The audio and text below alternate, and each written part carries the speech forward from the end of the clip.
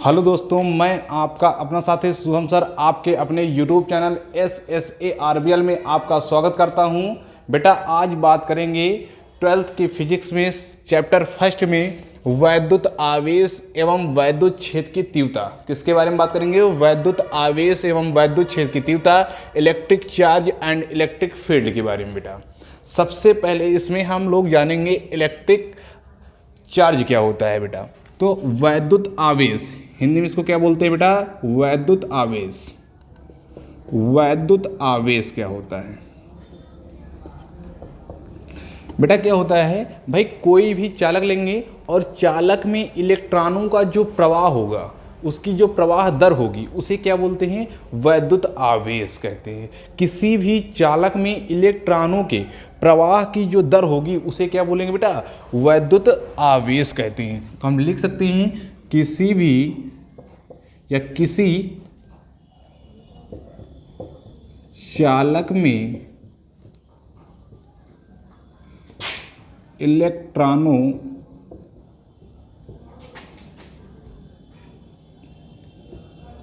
के प्रवाह दर को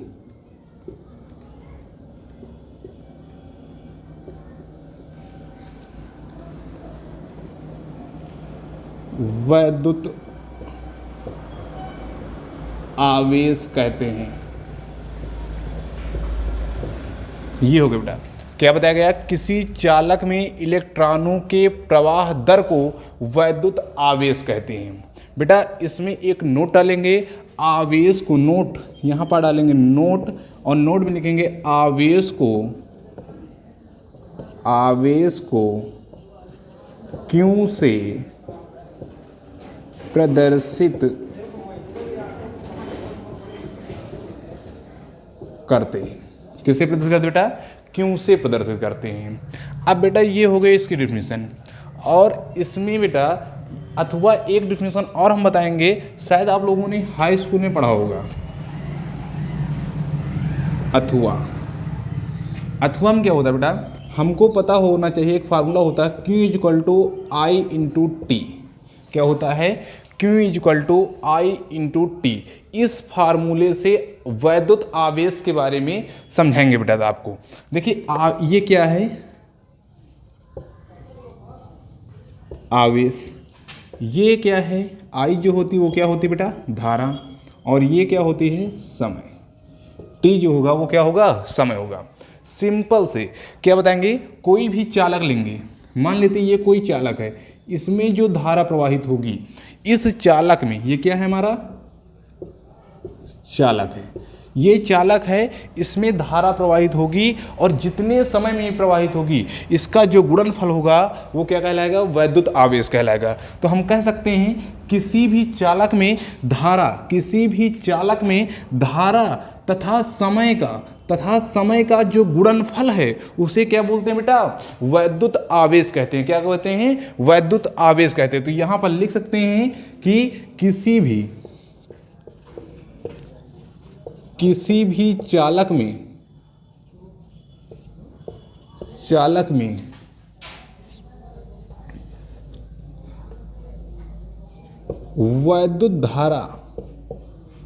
वैद्युत धारा तथा समय का गुणनफल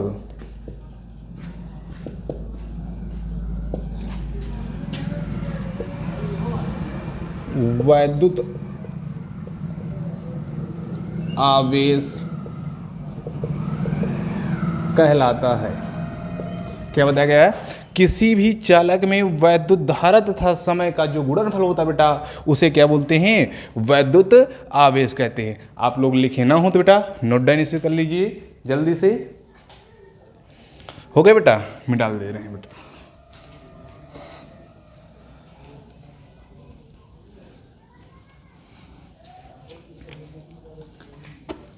बेटा अब बात करेंगे जो हमारा फार्मूला आया था Q=I×T। यहाँ से अब हमको पता है कि जो इसका मात्रक होता है, यूनिट, क्या होता है? यूनिट।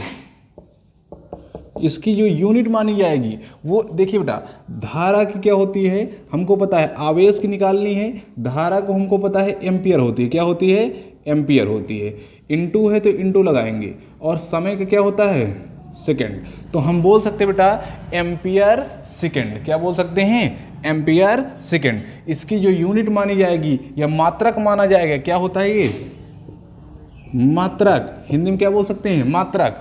मात्रक जो होता है वो एम्पियर सेकेंड माना जाएगा। क्या माना जाएगा बेटा ampere second, ampere into second. अब बेटा बात करेंगे इसके आगे कि इसका एक और मात्रक होता है अथवा।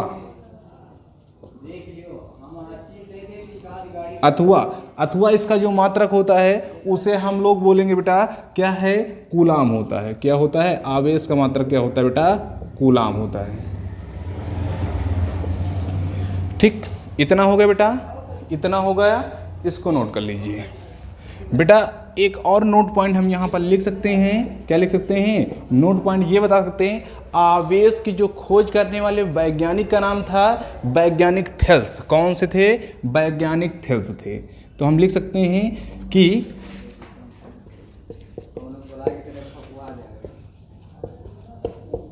आवेश की खोज करने वाले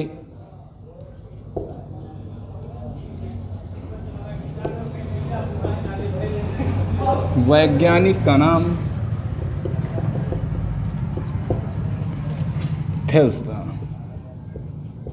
कौन से वैज्ञानिक थे भाई थेल्स। आवेश की खोज करने वाले वैज्ञानिक का नाम क्या था बेटा थेल्स। अब बेटा बात करेंगे इसके पार्ट की।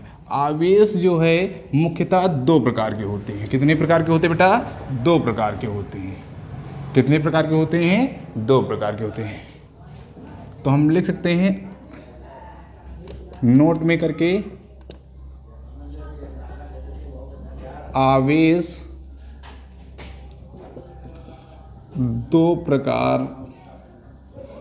के होते हैं। आवेश कितने प्रकार के होते हैं बेटा दो प्रकार के होते हैं। पहला जो होता है धनात्मक आवेश। कौन सा आवेश धनात्मक आवेश। और सेकंड जो होगा वो हमारा माना जाएगा ऋणात्मक आवेश। क्या होगा बेटा ऋणात्मक आवेश। इसे बोलते हैं पॉजिटिव चार्ज और इसको बोलते हैं निगेटिव चार्ज। क्या होते हैं पॉजिटिव चार्ज और निगेटिव चार्ज। देखा होगा बेटा बैटरी में एक तरफ प्लस और एक तरफ माइनस होता है कि नहीं होता होता है। तो उसमें देखा होगा और जो प्लस होता है उसे बोलेंगे धनात्मक चार्ज और जो माइनस होगा उसे क्या कहते हैं ऋणात्मक चार्ज। मतलब कि हम बोल सकते हैं पॉजिटिव चार्ज और निगेटिव चार्ज। इसे धनात्मक आवेश और ऋणात्मक आवेश कह सकते हैं। क्या कह सकते हैं धनात्मक आवेश और ऋणात्मक आवेश। अब सबसे पहले बात करेंगे इसमें बेटा धनात्मक आवेश की। किसके बारे में बात करेंगे धनात्मक आवेश की। तो हेडिंग सब लोग डाल लीजिए बेटा धनात्मक आवेश।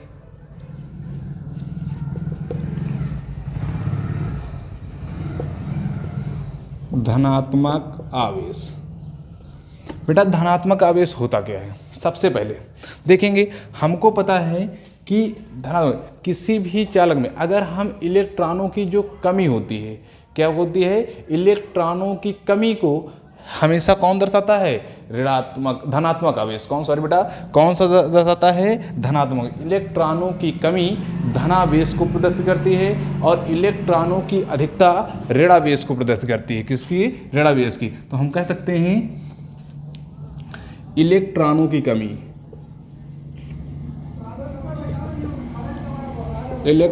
की कमी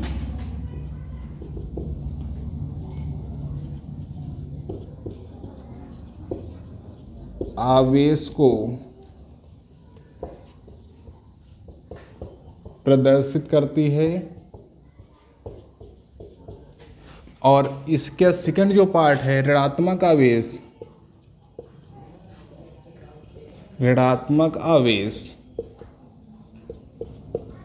इसमें लिख सकते हैं इलेक्ट्रॉनों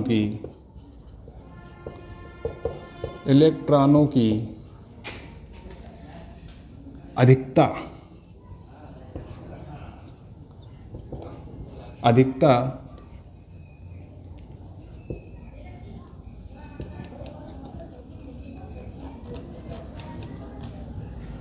ऋणात्मक आवेश को प्रदर्शित करती है। बेटा इसमें एक फार्मूला होता है, इसको नोट डाउन कर लीजिए जल्दी से, फिर आगे बात करते हैं। नोट कर लिया होगा बेटा, आगे में डाल दे रहे हैं।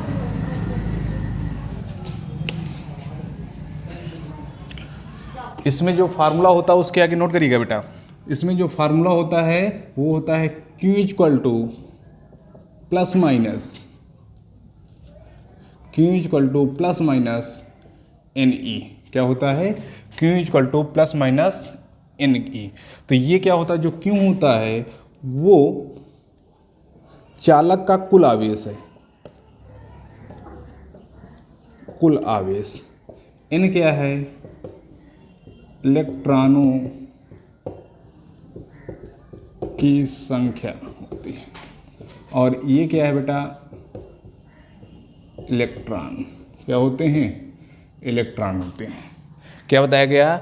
ये कुल आवेश है, ये इलेक्ट्रॉनों की संख्या है, ये इलेक्ट्रॉन होते हैं बेटा। अब इसमें एक नोट पॉइंट और डालिए। नोट करके हम ये बेटा जान सकते हैं कि इलेक्ट्रॉन का मान, एक इलेक्ट्रॉन का मान 1.6 माइनस का इंटू 10 की पावर माइनस का 19 कूलाम के होता है। किसके होता है? माइनस का 1.6 इंटू 10 की पावर माइनस का 19 कूलाम के होता है। और एक प्रोटॉन का मान 1.6 इंटू 10 की पावर माइनस 19 कूलाम का होता है। बस इसमें फ़र्क क्या होता है, ये प्लस में होता है और इलेक्ट्रॉन हमेशा माइनस में होता है। इलेक्ट्रॉन की खोज करने वाले वैज्ञानिक का नाम J.J. थॉमसन, और जो प्रोटॉन की खोज करने वाले वैज्ञानिक का क्या नाम था बेटा? Sir Rutherford. सबको पता है। और न्यूट्रॉन उदासीन होता है, वो क्या होगा? उनकी खोज करने वाले चैडविक थे। ठीक बेटा, बात हो गई। अब इलेक्ट्रॉन का मान नोट कर लीजिएगा और प्रोटॉन का मान नोट कर लीजिएगा। डाल दे रहे हैं बेटा।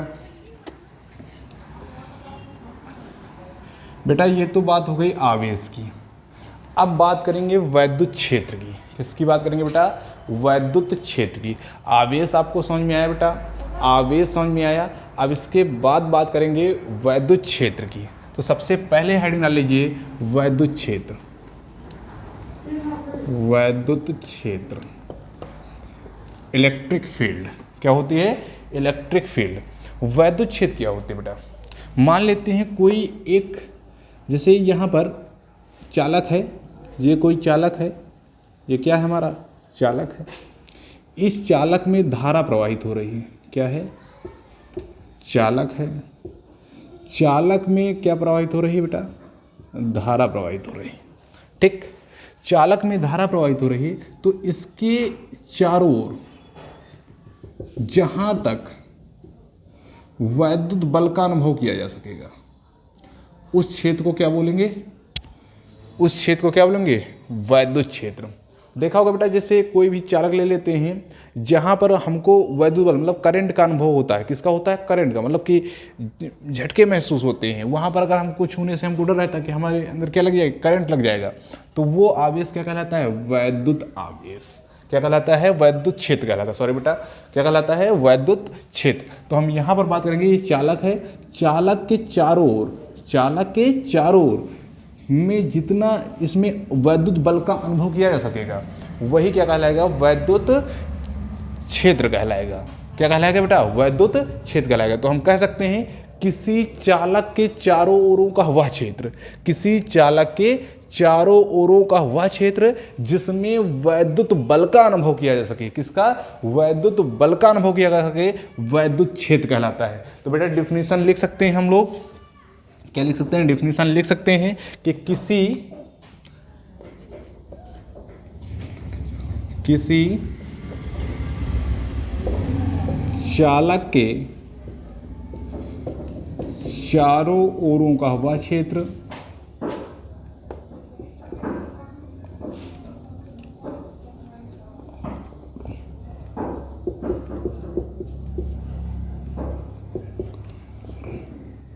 का वह क्षेत्र जिसमें वैद्युत बल का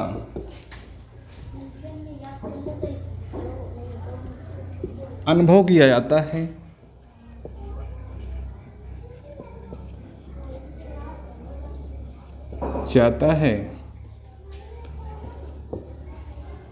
वैद्युत क्षेत्र कहलाता है।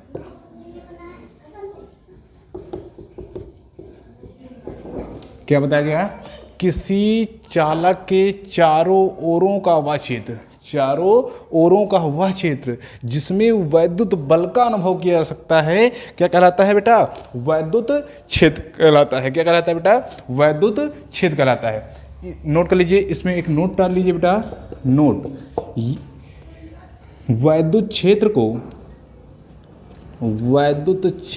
को ई से, कैपिटल ई से प्रदर्शित करते हैं। किससे प्रदर्शित करते बेटा? कैपिटल ई से प्रदर्शित करते हैं। क्या हो गया? किसी चालक के चारों ओरों का वह क्षेत्र जिसमें वैद्युत बल का अनुभव किया जा सके, वैद्युत क्षेत्र कहलाता है। इसे कैपिटल ई से क्या करते हैं बेटा? प्रदर्शित करते हैं। क्या करते हैं? कैपिटल ई से प्रदर्शित करते हैं। हो गया बेटा। इसके बाद बात करेंगे, इसके बाद जो आएगा टॉपिक में, वैद्युत क्षेत्र की तीव्रता। क्या आती है बेटा? वैद्युत क्षेत्र की तीव्रता। वैद्युत क्षेत्र की तीव्रता बेटा, वैद्युत क्षेत्र की तीव्रता बेटा, फार्मूला इसका जो होता है, इसको भी ई से प्रदर्शित करते हैं। किससे करते हैं? ई से। जो इसको भी किससे प्रदर्शित करते हैं? ई से प्रदर्शित करते हैं। तो हम इसमें कह सकते हैं E equal to F upon Q naught. क्या हो जाएगा? E equal to F upon Q naught. E क्या है? इलेक्ट्रिक फील्ड या वैद्युत क्षेत्र तीव्रता हम बोल सकते हैं। ये क्या है बेटा? बल। और ये क्या है? परीक्षण आवेश। क्या होता है? परीक्षण आवेश। क्या होता है बेटा? परीक्षण आवेश। तो हम कह सकते हैं किसी एकांक, हम कह सकते हैं एकांक परीक्षण, अगर परीक्षण आवेश को क्या मान लिया जाए? एक मान लिया जाए। एकांक परीक्षण आवेश पर आरोपित बल, एकांक, केवल फार्मूला याद करिए बेटा, डिफिनीशन ऑटोमेटिक याद हो जाएगी, केवल डिफिनीशन गौर से पढ़िए। एकांक परीक्षण आवेश पर आरोपित बल को वैद्युत क्षेत्र की तीव्रता कहते हैं। क्या कहते हैं? एकांक परीक्षण आवेश पर आरोपित बल को वैद्युत क्षेत्र की क्या बोलते हैं बेटा? तीव्रता कहते हैं। तो हम यहां पर लिख सकते हैं कि इसे नोट डाउन कर लीजिए बेटा, आगे मिटा देते हैं।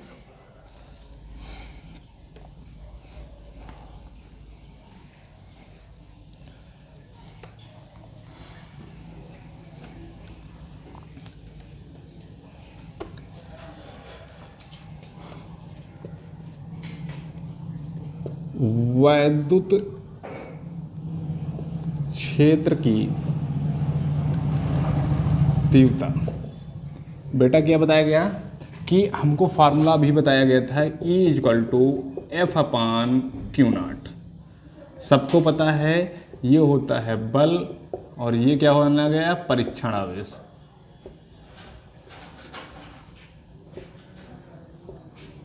क्या माना गया बेटा? परीक्षण आवेश। अगर हम फिर से एक बार समझ लेते हैं, परीक्षण आवेश को एकांक कर दे, एकांक परीक्षण आवेश पर आरोपित बल वैद्युत क्षेत्र की तीव्रता कहलाती है। तो डिफिनीशन लिख लेते हैं बेटा, एकांक परीक्षण आवेश पर एकांक परीक्षण आवेश पर आरोपित बल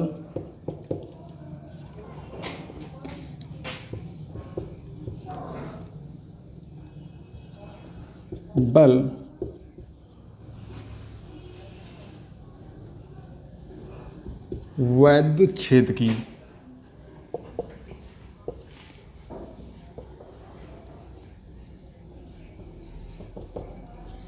तीव्रता कहलाती है। एकांक परीक्षण आवेश पर आरोपित बल वैद्युत क्षेत्र की क्या कहलाती है बेटा? तीव्रता कहलाती है। क्या कहलाती है? तीव्रता कहलाती है। अब हमको पता है E = F/Q0 होता है। क्या होता है बेटा? E = F/Q0 होता है। इसका बेटा मात्रक देख लेते हैं। E = F/Q0, इसका मात्रक देख लेते हैं। इसका मात्रक जो होता है, F का मात्रक, बल का मात्रक क्या होता है बेटा? न्यूटन। क्या होता है? न्यूटन। आवेश का मात्रक क्या होता है? कूलाम। क्या होता है? कूलाम। या फिर हम लिख सकते हैं न्यूटन प्रति क्या होता है? कूलाम। क्या हो गया? न्यूटन प्रति कूलाम। यही वैद्युत क्षेत्र का मात्रक, यही किसका मात्रक है बेटा? वैद्युत क्षेत्र का मात्रक होता है। आवेश का मात्रक यही क्या है? किसका मात्रक होता है बेटा? वैद्युत क्षेत्र का, न्यूटन प्रति कूलाम होता है। ओके बेटा, नोट कर लीजिए इसको। बेटा एक चीज़ और ध्यान दीजिएगा। अब काफ़ी बच्चे ये सोचते होंगे कि बेटा यहाँ हर परिभाषा में किसी लगता है, कहीं पर एकांक लगा देते सर लोग, तो वैसी घटना देखें। एकांक बेटा कहाँ पर लगेगा ये ध्यान दीजिए।